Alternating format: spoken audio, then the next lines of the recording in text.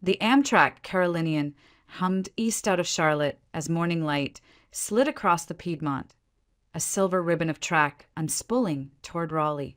In coach car C, Evelyn Eve Whitaker sat by the window with a small carry-on tucked at her feet, her hands wrapped around a paper cup of coffee that had already cooled.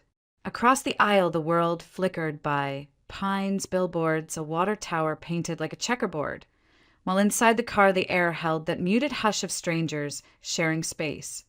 The soft thrum of the engine, the rustle of a newspaper, the faint whistle between cars whenever the doors sighed open.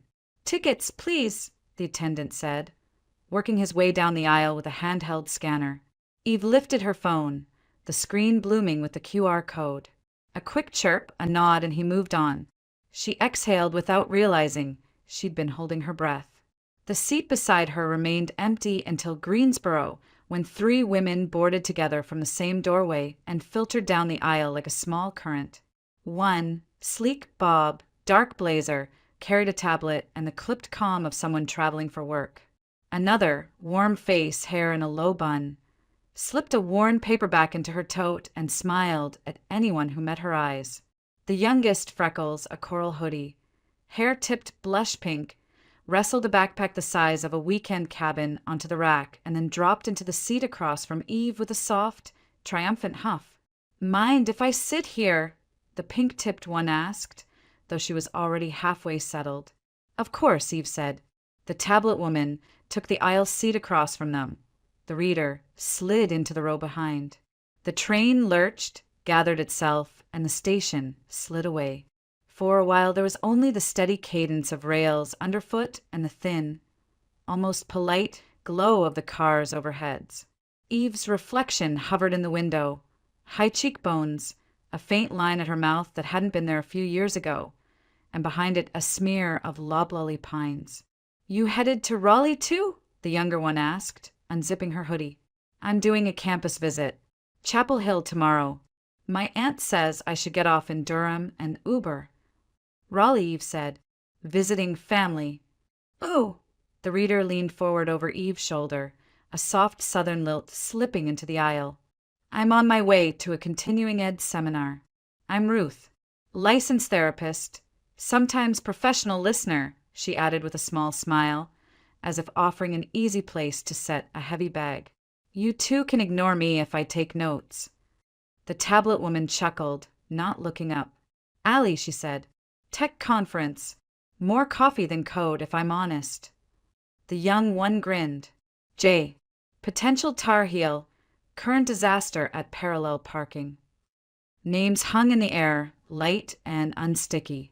They were the sort of introductions people made when the journey was short and the stories were long. Eve nodded to each, sipping the last of her coffee. It had cooled to something metallic and faintly sweet, the way train coffee does when it forgets itself. Outside, frost still clung to the shaded hollows. A creek flashed briefly between trees, bright as foil. Eve watched it pass and felt the familiar prickle at the base of her neck, the one that had arrived with morning and refused to leave. Anxiety made simple things strange. Seat fabric too scratchy, air too dry, heart too busy. She pressed her thumb into the rim of the cup and focused on the circle of pressure, the way nurses had once told her to anchor herself when the room felt like it was sliding. "All right back there?" Ruth asked, gentle, not prying. Eve nodded.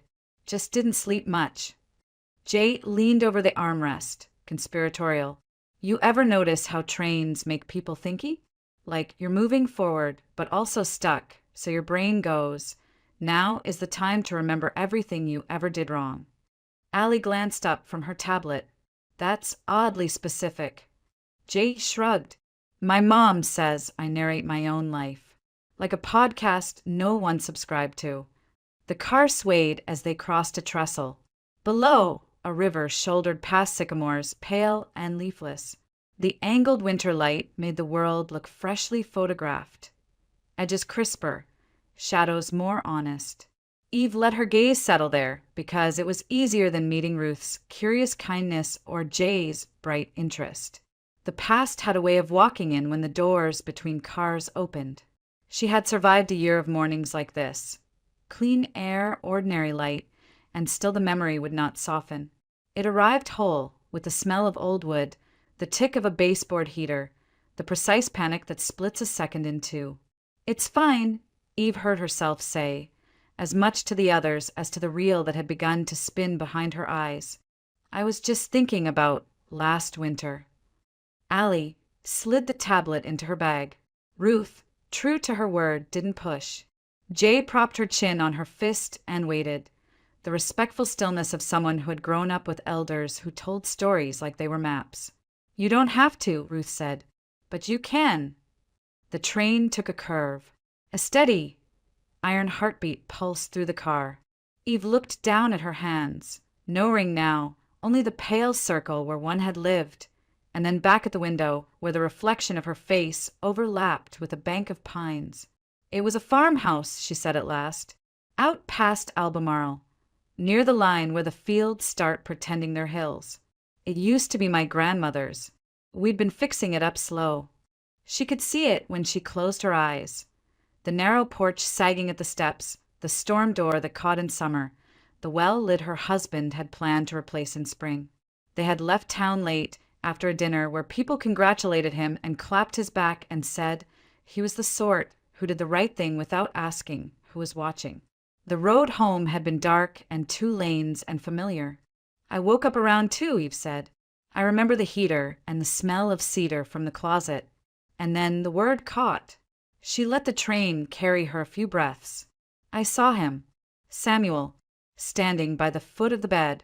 Not as he was the day she shook her head once. Younger, like when we first met. He looked at me and said, 'Get up and go outside. Now.'" Jay's eyes widened, but she didn't interrupt. Ruth's hand stayed, folded on her tote, thumbs touching. Allie didn't glance around to see who might be listening. "I didn't question it," Eve said.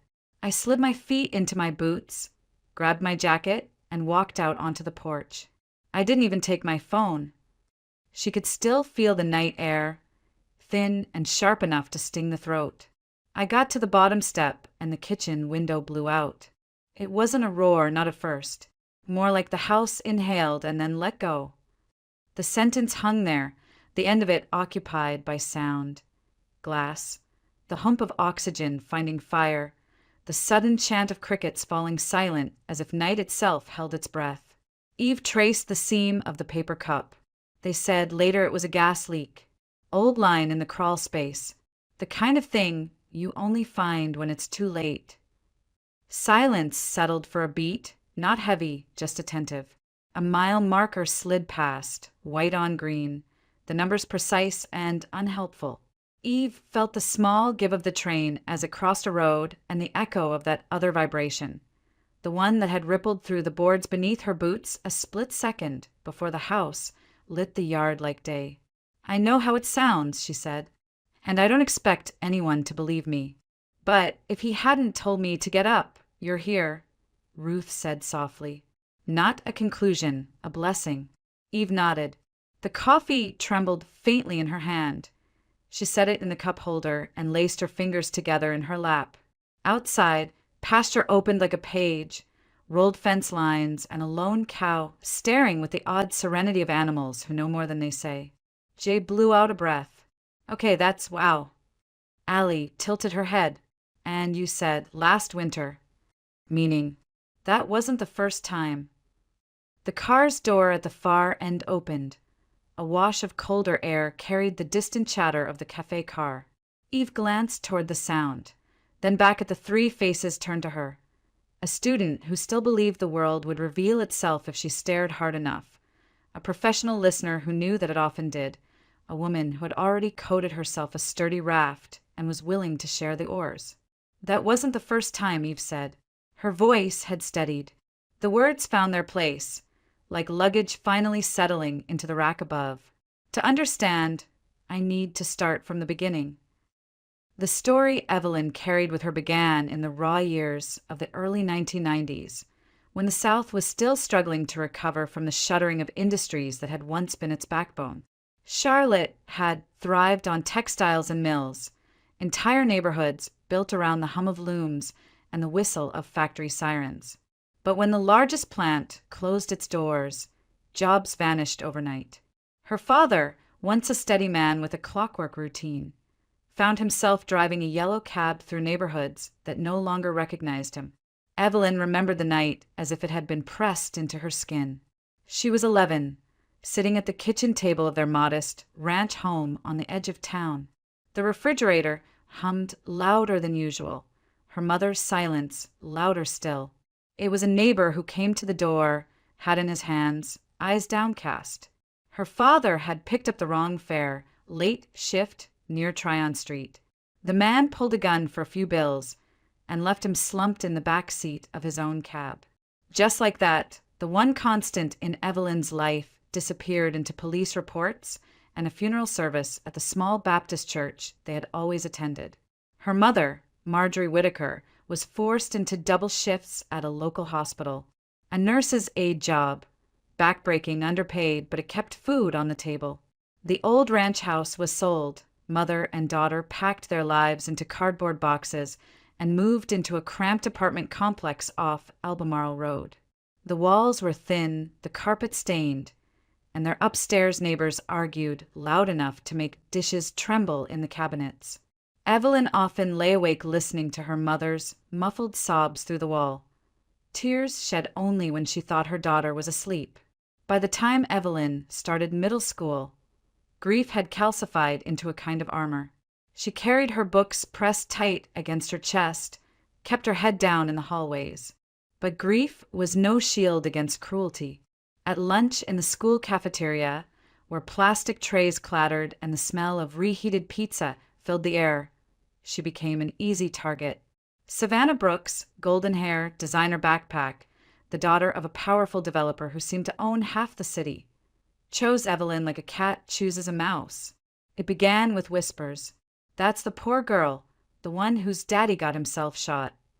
Then came the laughter when Evelyn wore secondhand jeans, the shove of a shoulder as she passed through the crowded hallway. Savannah's clique, a polished ring of girls who always smelled of expensive perfume and carried the confidence of families who lunched at country clubs, made a game out of breaking her spirit. In the cafeteria, they would slide onto the bench beside her uninvited, taking food from her tray and making exaggerated faces. She eats the free lunch." Their voices dripped with mockery, loud enough for the whole table to hear. Sometimes they would tip her carton of milk across the table, watching it spread like a small flood while Evelyn scrambled to save her notebooks. Teachers looked the other way, too busy or unwilling to cross Savannah's father, who donated generously to school fundraisers. The locker room was worse. Metal doors clanged shut, sneakers squeaked against tile, and there was nowhere to hide. Savannah once yanked Evelyn's gym clothes from the bench and tossed them into the showers, letting the water drench them before Evelyn could reach them. Another time she cornered her near the mirrors, sneering about the way her hair never shone like theirs. "Some of us don't have to shop at Goodwill, Whitaker," she said, laughter echoing off the walls. Evelyn stood rigid, cheeks hot, hands trembling as she pulled her damp clothes from the floor. It was humiliation stacked like bricks, day after day, until even walking into school felt like stepping onto a stage where the script had already been written against her. She tried telling her mother once, but Marjorie, exhausted from back-to-back shifts, could only offer a weary hug. "Keep your head high, baby. They'll get theirs one day," she murmured, though her own voice sounded uncertain. For Evelyn, those years blurred into a gray stretch of survival. She studied hard, spent hours in the library where the silence could not jeer at her, and dreamed of kitchens where she could transform simple ingredients into something beautiful. Still, every insult, every shove in the hallway, carved itself into memory. She carried the sting of Savannah Brooks's, laughed the way some carried scars, invisible but no less real. Looking back, Evelyn understood that those years had been her first training ground. Life stripped her of illusions early. Fathers could be taken in an instant, safety could vanish with the closing of a factory door, and cruelty often wore the face of privilege. Yet somewhere inside that fragile girl, who kept her head bowed in the cafeteria, was a resilience waiting to rise. She didn't know it yet, but those humiliations would one day forge the steel she would need to survive the greater fires still to come. The breaking point came one Thursday afternoon in early spring, when the air in the cafeteria hung thick with the smell of fries and disinfectant. Evelyn carried her tray carefully, balancing a carton of milk and the only hot entree she could afford, chicken nuggets, lukewarm and rubbery. She had almost made it to the far end of the room where she liked to sit alone when Savannah Brooks slid a manicured hand across her path, sending the tray clattering to the floor. Nuggets scattered like dice, milk pooling across the linoleum. "Oops," Savannah cooed, loud enough for the whole table to hear. Guess Whitaker wanted the janitor's special. Laughter erupted from her circle of friends. One mimed gagging. Another pointed at Evelyn's flushed face. The cafeteria seemed to pause, every noise sharper, the humiliation sinking deeper. Evelyn crouched to pick up the nuggets, throat burning with the familiar mix of anger and shame. That was when a shadow cut across the fluorescent light. A boy stepped between her and Savannah, tall enough to block the sneers, broad enough to quiet the laughter. Samuel Porter, Sam as everyone called him, was a junior, the son of a decorated officer at Fort Bragg. His presence carried something different, a quiet authority honed by discipline most high schoolers didn't know. He bent down, helped Evelyn gather her tray, and then stood squarely in front of Savannah. "Pick on someone else," he said, voice calm but edged with steel. His gaze didn't waver, and for the first time, Savannah looked uncertain. Everyone knew Sam trained in martial arts. Rumors floated that he'd taken regional titles, that his father insisted on drills before dawn. He wasn't the kind of boy you tested lightly. Savannah tried to laugh it off. "Just a joke." "Didn't look funny," Sam replied. The cafeteria hushed, eyes darting between them. Savannah, unused to being challenged, tossed her hair and muttered something under her breath, retreating to her table. Her friends followed, their laughter hollow now. Evelyn stood frozen, tray in hand. "You didn't have to." "Yes, I did," Sam interrupted gently. "Nobody deserves that." From that day forward, her orbit shifted. At first it was small gestures. Walking beside her in the hall, sliding into the seat across from her in the library, asking if she'd finished the Ray Bradbury novel assigned in English class. Evelyn, used to silence, found herself answering. Soon their conversations stretched, moving from classwork to dreams. Sam confessed he wanted to serve like his father, but also hoped to study engineering after. Evelyn admitted she dreamed of kitchens, of crafting dishes that felt like stories. They traded books, Arthur C. Clarke from his shelf, a tattered Betty Crocker cookbook from hers. On weekends, they sat under the bleachers, she sketching recipes in a spiral notebook, he sketching designs for machines he hoped to build. He taught her the basics of balance and defense, showing her how to plant her feet so no one could shove her down again. She taught him the comfort of turning flour and sugar into something warm enough to soften any day. It wasn't romance, not yet. It was something rarer for Evelyn, a friendship untainted by pity or cruelty, a space where she wasn't defined by loss or poverty. Home life still bore its weight. Marjorie Whitaker worked nights, her exhaustion etched deeper each week. Their apartment walls pressed close, the television upstairs a constant thrum. But soon another place opened to Evelyn, the Porter household. Sam's father was often deployed, his voice a distant echo over crackling phone lines. But Ruth Porter, his mother, welcomed Evelyn as though she had always belonged. Ruth was sturdy, with kind eyes and the unhurried patience of someone who knew the cost of military life.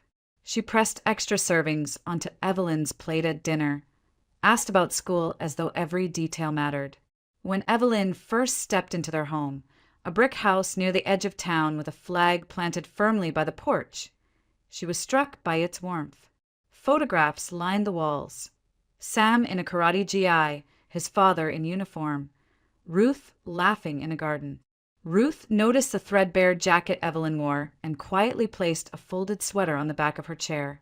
She offered rides, advice, and something Evelyn had almost forgotten how to receive: simple kindness with no strings attached. The porter's kitchen became a refuge.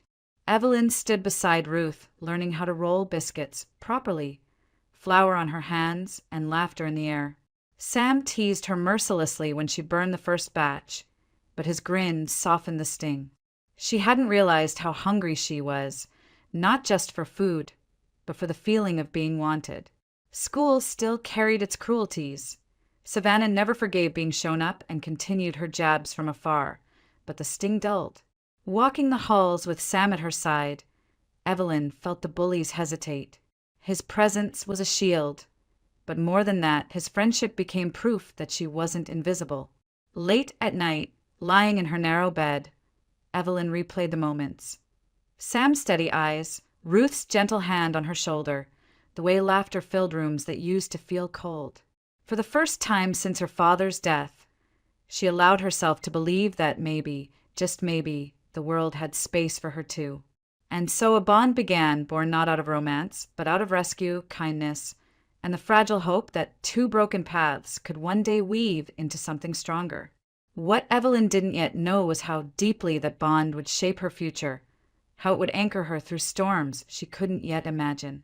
But sitting in the porter's warm kitchen, with biscuits cooling on the counter and Ruth humming softly to herself, she felt, for the first time in years, that she had found a place where she truly belonged. After graduation, life tugged them onto different tracks with a force neither of them could resist. For Sam Porter, the path had always seemed charted. Enlistment papers signed the spring of senior year, a bus ride to Fort Benning, and a future shaped by the same discipline that had defined his father's life at Fort Bragg. For Evelyn, escape meant ambition, the acceptance letter from a small but respected culinary school in Charlotte. She clutched it like a passport to somewhere better, somewhere her father's ghost and Savannah Brooks's laughter couldn't reach. They promised to keep in touch. Sam's handshake lingered into something almost like an embrace, his eyes shadowed by the weight of goodbye. Letters came at first, his handwriting square and neat, folded crisply in military-issue envelopes. Evelyn devoured them, the smell of paper and ink like a lifeline. But as weeks turned to months, the sentences grew shorter, stripped of warmth, updates about training, the weather, an injury in his unit. Never once did he mention missing her, never once the quiet moments they had shared. Then Evelyn heard whispers that stung, sharper than silence. Caroline Montgomery, the banker's daughter who floated through Charlotte High in a cloud of privilege and perfume, was receiving letters too. Only hers brimmed with affection. Rumors spread that Caroline read them aloud to friends.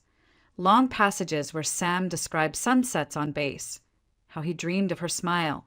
Evelyn, who had never received a word beyond "stay safe" and "work hard," folded her last letter and tucked it into a shoebox she could not bear to open again. Pain became fuel.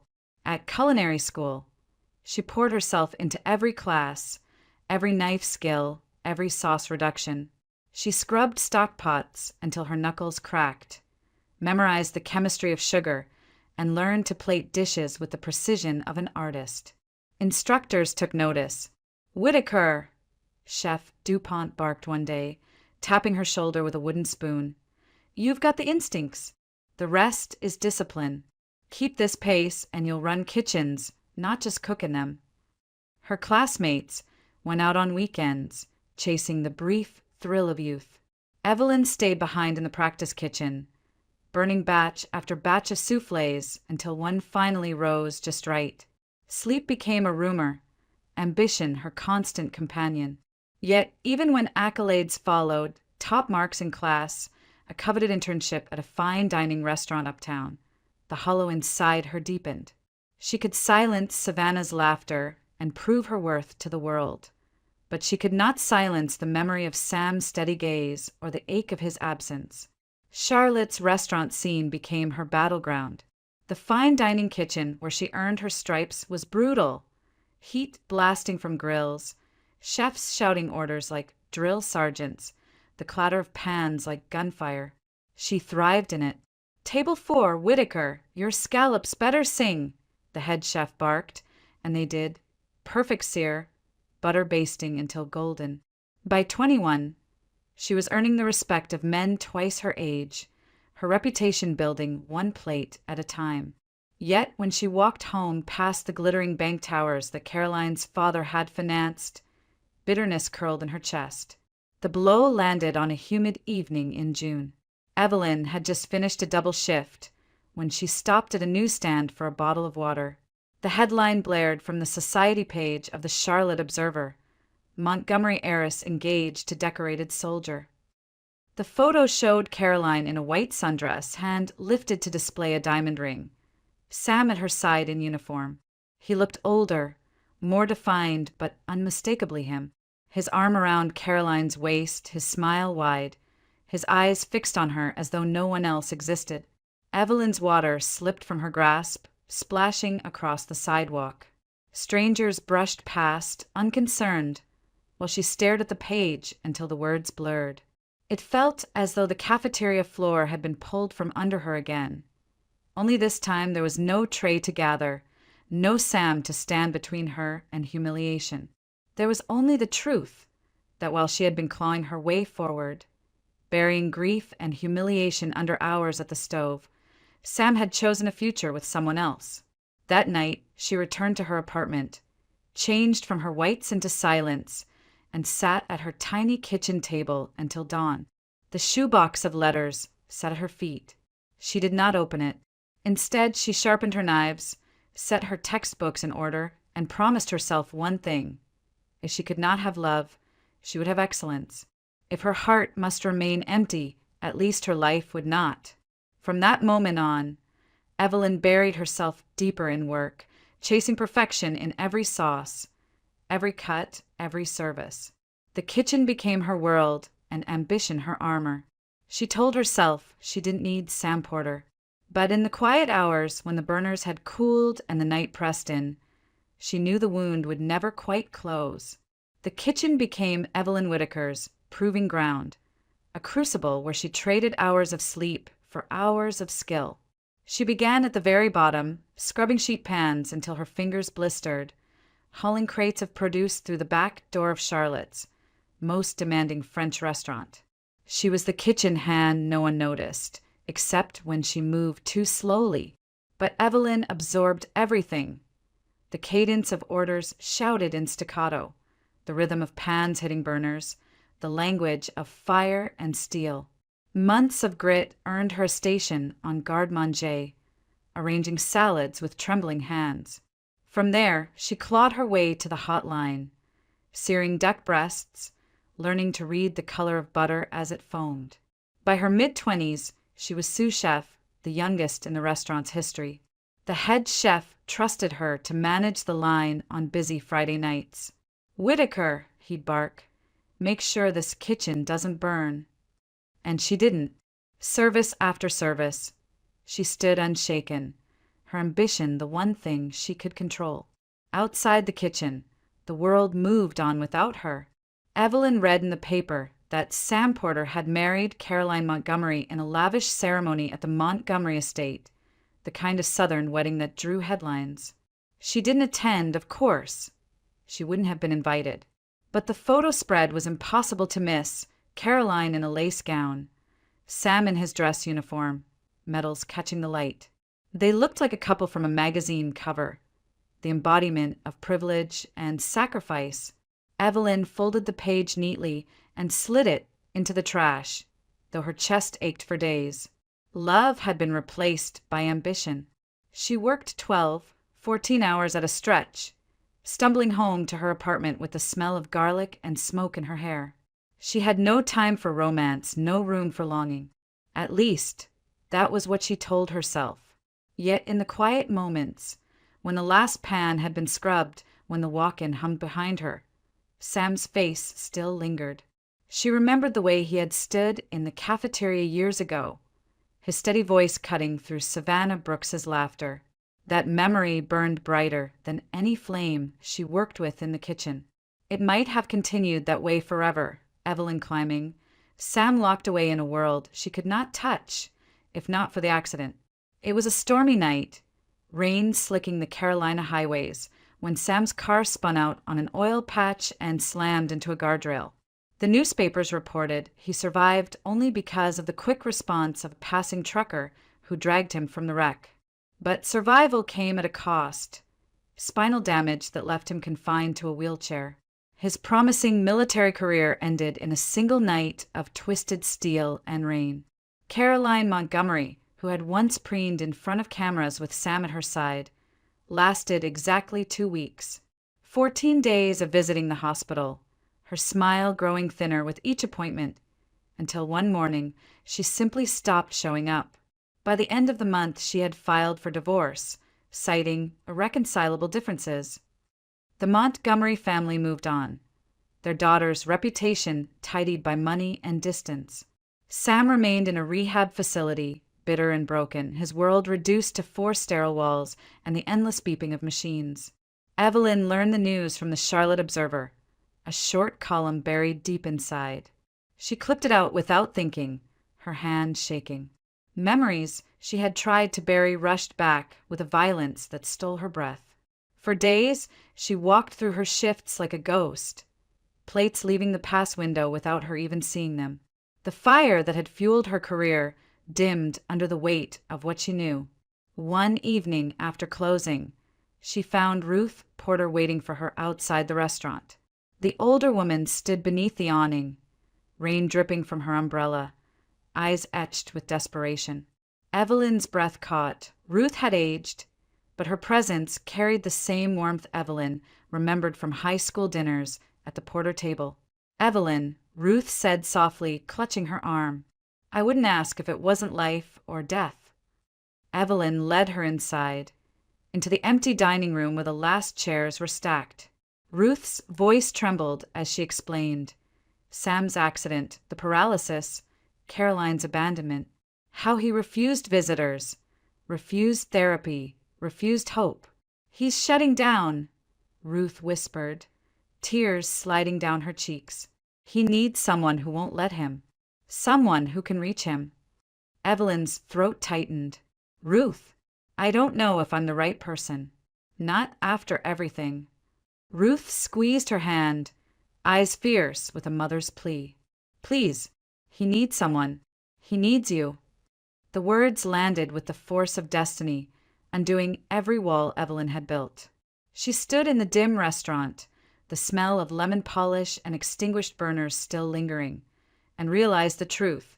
No matter how far she had run, no matter how high she had climbed, her heart had never stopped orbiting Sam Porter. Now he was broken, abandoned, and calling for help without saying a word. And Evelyn knew, in that moment, that she could not turn away. The hospital smelled of antiseptic and overcooked vegetables, the universal scent of institutions where days bled into one another. Evelyn paused outside the rehab wing, her palms damp against the strap of her purse. For days, she had debated this moment, telling herself she would walk away, that Sam Porter's life was no longer hers to touch. But Ruth's words had anchored themselves in her chest. "Please, he needs you." She found him in a corner room with the blinds half drawn, the television muted. Sam sat in a wheelchair, shoulders slumped, a book unopened on his lap. The man who had once carried himself like steel now seemed diminished, folded into himself. His jaw was unshaven, eyes hollow. He didn't look up until Ruth nudged the door wider. "Samuel," Ruth said gently, "you have a visitor." His gaze flicked up and hardened when it landed on Evelyn. For a moment, silence stretched, sharp as glass. Then he muttered, "Why did you come?" The words were brittle, laced with anger, too tired to burn, but still sharp enough to wound. Evelyn's throat tightened, but she forced herself to step closer. "Because," she said quietly, "I couldn't let you suffer alone." The book slid from his lap to the floor with a dull thud. His shoulders rose, then fell, as if all the fight had drained from him at once. He turned his face toward the window, unwilling to let her see the tears gathering in his eyes. The days that followed were difficult. Sam bristled at her presence, snapping when she tried to help him with simple tasks. "I don't need pity," he growled when she adjusted the blanket across his legs. Evelyn didn't answer. She simply picked the book up from the floor, set it back on his tray, and returned the next morning. She was there through the small humiliations of rehab, the way his hands fumbled with utensils, the frustration when his body refused to obey commands that once came easily. He cursed, slammed his fists against the armrests, told her to leave. Still, Evelyn stayed. She learned the routines, how to adjust his chair, how to encourage without smothering, how to sit in silence when silence was all he could bear. Her career slowed, opportunities slipping away while she spent her nights at his bedside and her mornings coaxing him through therapy sessions. Colleagues whispered that she was wasting her talent, but when she looked at Sam, broken and bitter, she knew the truth. The kitchen would always be there.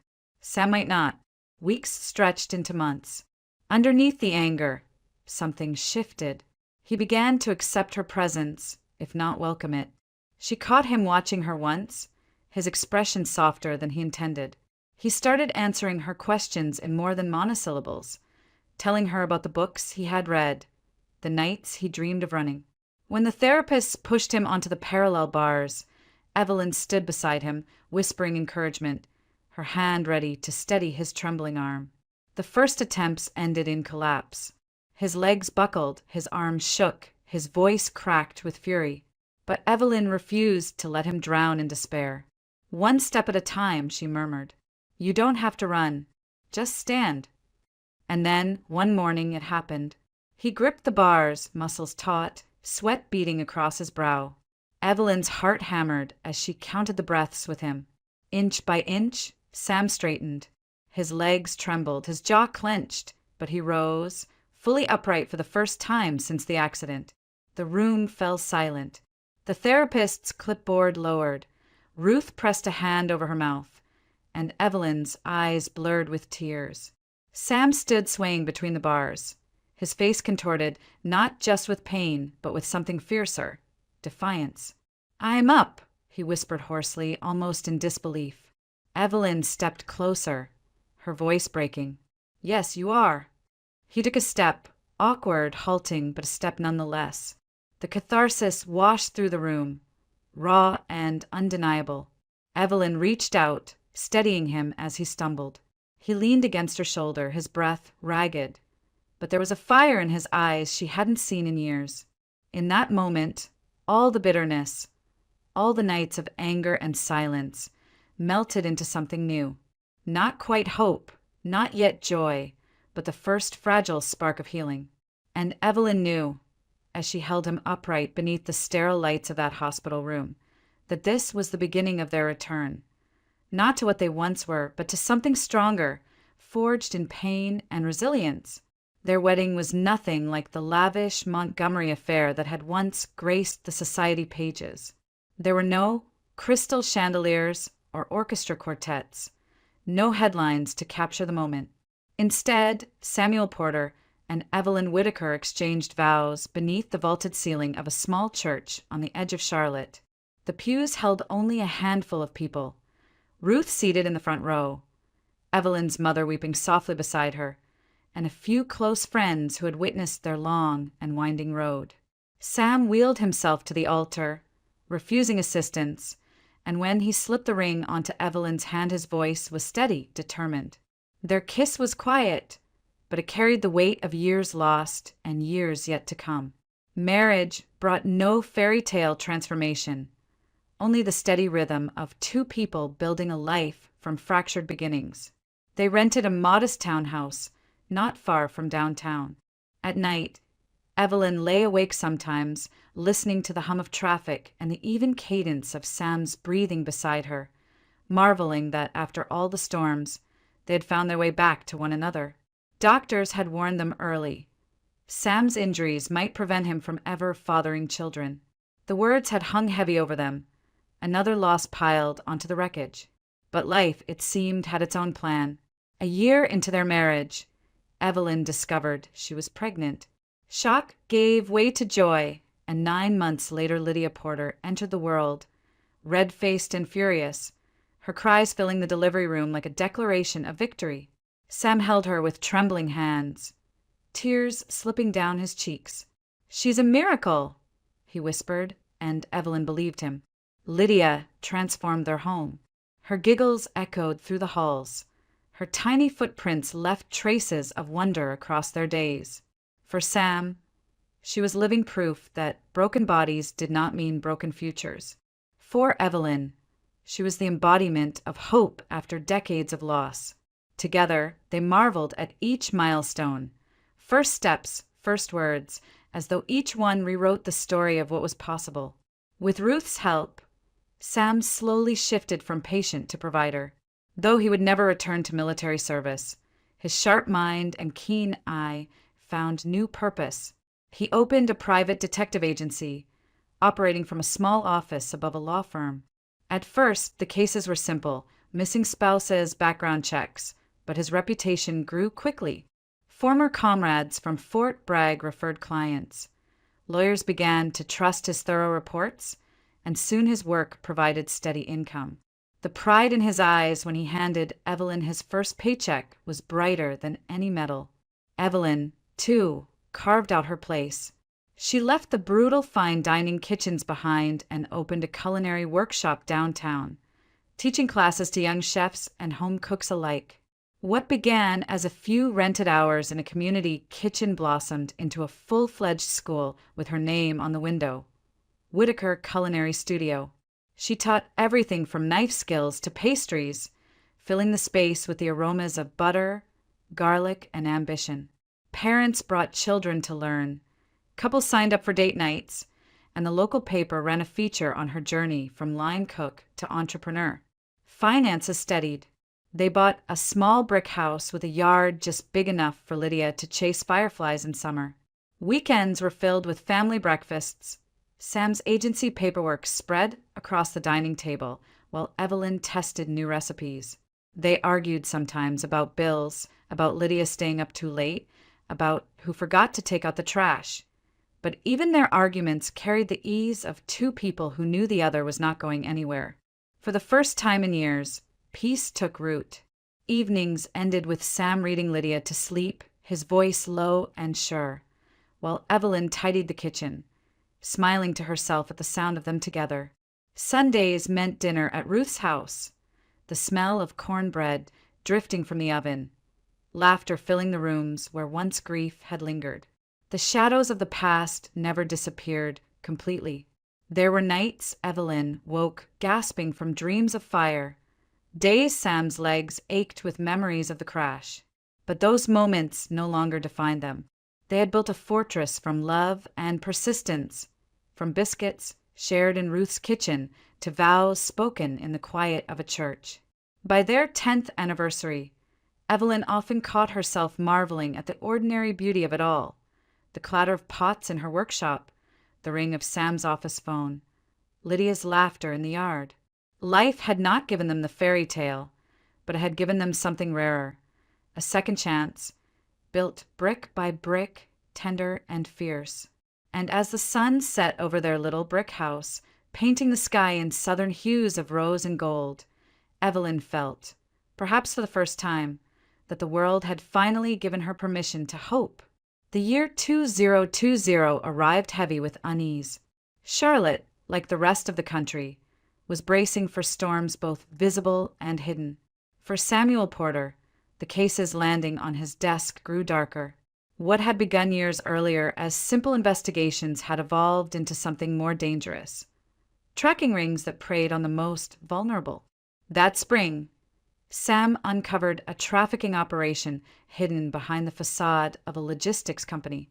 The details were sickening, children shuttled like cargo, their voices silenced by threats and money. He worked with local police, sharing his evidence, pushing them to act when others hesitated. The raid that followed freed 6 children, their faces etched into Sam's memory like scars he carried proudly. The mayor praised the police, the papers published a small story, but Sam needed no recognition. "If I can put even one of them back into their mother's arms," he told Evelyn, that's more than enough. She had seen the cost of such work, the exhaustion in his eyes, the way he rubbed at his temples late into the night. Still, she never told him to stop. She knew he couldn't. That summer, Ruth insisted they attend a dinner in his honor. Quiet, just family and close friends, nothing grand. Evelyn remembered the warmth of that evening. Lydia sitting between her grandparents, Sam smiling more easily than he had in months. They left the restaurant just as night deepened over the city, rain streaking the streets. Evelyn teased him about his tie, crooked as always, and he leaned over in the car to kiss her cheek. The world still felt safe in that moment, but safety is fragile. On the drive home, a semi barreled through a red light on Independence Boulevard. Sam saw it first, headlights cutting across the darkness. Instinct, honed through years of discipline, took over. He jerked the wheel hard, pushing Evelyn's side of the car away from the direct impact. Metal screamed, glass shattered, and the world went white. When the chaos cleared, Sam was gone. The paramedics found Evelyn unconscious, her body broken but alive, her breath shallow against the rasp of machines. Sam's hand, they said, was still on the wheel, his body shielding hers from the worst of the crash. He had saved her life with the last seconds of his own. Evelyn drifted in a coma, trapped between worlds. Tubes anchored her to the bed, machines breathed for her. Ruth kept vigil, Lydia curled against her side, too young to understand why her father's chair sat empty in the corner. Doctors whispered probabilities, measuring life in percentages. In the stillness of her coma, Evelyn dreamed. She saw Sam, whole and strong, standing at the edge of a field they had once driven past on summer evenings. His uniform was gone. He wore the faded shirt she remembered from their earliest days. "Eve," he said softly, his voice as steady as ever, "you have to keep going. For her. For Lydia. She needs you." She reached for him, tears burning her dream skin. "I can't do this without you." "You can," he replied. His hand brushed her cheek, warm, real, even as he stepped back. "Promise me." When she woke weeks later, blinking against the fluorescent lights, Ruth was the first face she saw. Relief broke across her features as she called for the nurse. But when Evelyn's hoarse whisper asked for Sam, the silence that followed told her everything. She turned her face toward the wall and wept until the monitors beeped in alarm. As if fate hadn't punished her enough, tragedy struck again. In the autumn of that same year, an oxygen system in the hospital malfunctioned, igniting a fire that ripped through the lower floor. Alarms shrieked, smoke poured through vents. Nurses rushed room to room, pulling patients from beds. Evelyn, still weak from her injuries, was wheeled out with flames licking at the walls. Outside, under the red wash of emergency lights, she coughed smoke from her lungs and realized how close she had come to joining Sam after all. Twice, death had reached for her. Twice something or someone had pulled her back. But survival did not feel like victory. The weeks that followed were a blur of condolences, memorial services, and paperwork that reduced Sam's life to signatures and stamps. Evelyn moved through it like a ghost, her body healing, but her heart hollow. She returned to their house and found his jacket draped over the chair, his files stacked neatly on the desk, his voice still echoing faintly in the rooms where he had laughed with Lydia. Depression settled over her, like a storm cloud that refused to lift. She rose each morning because Lydia needed breakfast, because bills needed paying, because Ruth begged her not to give up. But once the house was quiet, she sat alone in the kitchen, staring at the stove, remembering the nights she had cooked for him, the mornings they had shared coffee. The silence was unbearable. At night, she dreamed of fire, the crash, the hospital blaze, the farmhouse she had once fled. Always, Sam appeared at the edge of the flames, urging her forward, reminding her she still had a reason to live. But each morning she woke to absence, the bed cold beside her, the ache deeper than any wound. By winter, Evelyn no longer pretended to be whole. She carried her grief openly, as heavy as the scar down her side. The world saw resilience. She felt only emptiness. Sam had given his life to save hers, and now she faced the cruelest truth of all. She must find a way to keep living in a world where he no longer existed. When winter finally broke into a pale, reluctant spring, Evelyn Whittaker made a decision she hadn't dared imagine during the long, dark months after Sam's death. The townhouse in Charlotte, with its hum of traffic and reminders of a life built together, had become unbearable. Every room echoed with absence. The jacket still draped over his chair, Lydia's drawings taped to walls he would never see. She could not keep pretending that the house was home. And so, with Ruth's blessing and Lydia's small hand tucked in hers, she drove back toward the heart of North Carolina, back to the farmhouse her grandmother had left behind. The drive itself felt like a pilgrimage. Highways thinned into two-lane roads, then narrowed further into winding ribbons between fields. The landscape shifted, rows of pines, stretches of pasture where cattle grazed, old barns slumping into the earth. When she turned down the familiar gravel lane, her breath caught. The farmhouse stood as it always had, weathered siding peeling in strips, shutters askew, the porch sagging as though weary from decades of storms. Grass had grown wild around the steps, the garden lawn overtaken by weeds, yet the place pulsed with memory. Lydia skipped ahead, chasing a butterfly that rose from the tangle of clover. Evelyn walked slower, letting her hand trail along the worn railing. She could almost hear her grandmother's voice calling her in for supper, could almost see her father lifting her high against the twilight sky before his life was stolen. Here, time had not healed so much as preserved. The pain of those losses remained, but softened now, wrapped in the familiarity of wood and soil. She pushed open the door. Dust motes swirled in the beam of light, but the air smelled faintly of cedar and earth. Furniture stood where it had been abandoned years ago, a rocking chair in the corner, a quilt folded neatly at the foot of the bed upstairs. The kitchen still held her grandmother's heavy cast-iron skillet, blackened from use. Evelyn touched it with reverence, remembering the biscuits she had once burned under Ruth's guidance, and for the first time in months she smiled. Outside, the old well waited at the edge of the yard, its wooden cover weathered but intact. Evelyn sat beside it while Lydia ran circles through the grass, her laughter ringing like wind chimes. She closed her eyes and felt the breeze against her face, heard the rustle of the wild garden, the creak of the porch. And in those sounds she felt Sam, not as a ghost, not as the dream figure who had pulled her from fire and urged her to live, but as a presence woven into the fabric of her life. He was in the courage that had brought her back here, in the strength that steadied her hands, in the resilience she now passed on to their daughter.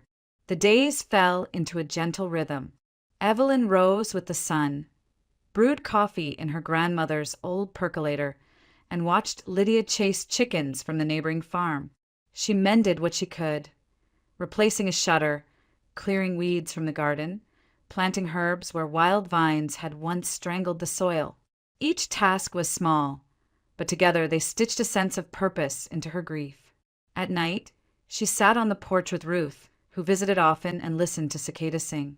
They spoke of Sam, not just the tragedy of his end, but the beauty of his life, his stubbornness, his humor, the way he had read Lydia to sleep with voices for every character, remembering hurt, but it also healed. Evelyn realized she didn't have to erase her pain to move forward.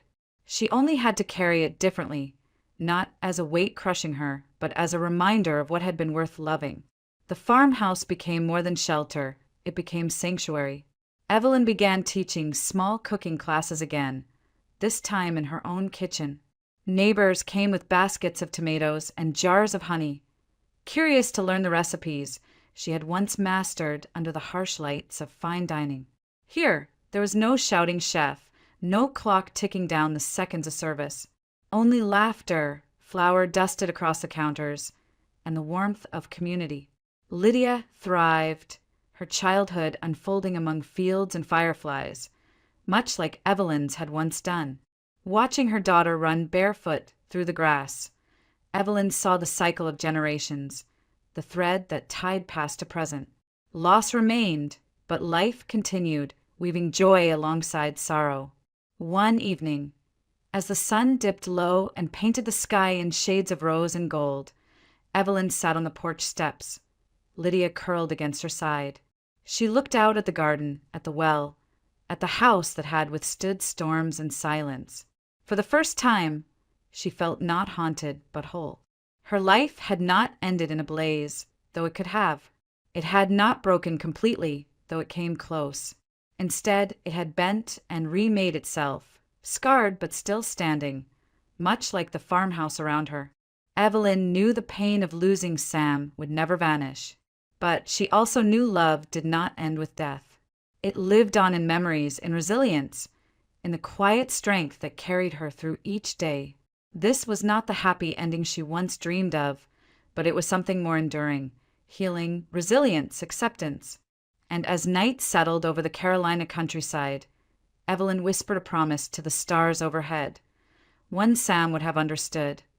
I will keep going. For her. For us. For the life you gave me to keep living.